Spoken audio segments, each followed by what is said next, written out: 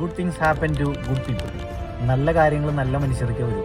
West ഇൻഡീസായിട്ട് മത്സരം കഴിഞ്ഞ സമയത്ത് സഞ്ജു സാംസണെ കുറിച്ച് നമ്മുടെ ക്യാപ്റ്റൻ പറഞ്ഞ വാക്കുകളാണ്. നിങ്ങളൊന്ന് ആലോചിച്ച് നോക്കിയ സഞ്ജു സാംസണെ കുറിച്ചിട്ട് ഒരുപാട് അവഗണനകൾ, ഒരുപാട് പ്രശ്നങ്ങൾ, കണ്ടംകളിയാണ്, കൺസിസ്റ്റൻസി ഇല്ല, ഇങ്ങനെ പല പ്രശ്നങ്ങൾ, പല ട്രോളുകളും വെച്ചിട്ട് പുള്ളിനെതിരെ ഭയങ്കരമായിട്ട് സൈബർ ആക്രമണം വരുന്ന സമയത്തും പുള്ളി ഭയങ്കര കാം ആൻഡ് സൈലന്റ് ആയിരുന്നു. പറഞ്ഞ കാര്യങ്ങൾക്കെതിരെ പുള്ളി പ്രതികരിക്കുക ഒരു പ്രശ്നം ഉണ്ടായില്ല. പക്ഷേ ഈ ഒരു തിരിച്ചുവരവുണ്ടല്ലോ മക്കളെ. വെസ്റ്റ് ഇൻഡീസിനെതിരെ 50 ബോളിൽ 97 റൺസ്, ഇംഗ്ലണ്ടിനെതിരെ 42 ബോളിൽ 89 റൺസ്, അതേ ഫൈനലിൽ 46 ബോളിൽ 89 റൺസ്. ഇന്ന് 2020 വേൾഡ് കപ്പിൽ ഏറ്റവും കൂടുതൽ സ്കോർ എന്നുള്ള രീതിയിലേക്ക് സാക്ഷാൽ വിരാട് കോഹ്ലിനെ വരെ വെട്ടിച്ചിരിക്കുകയാണ് നമ്മുടെ സ്വന്തം സഞ്ജു സാംസൺ.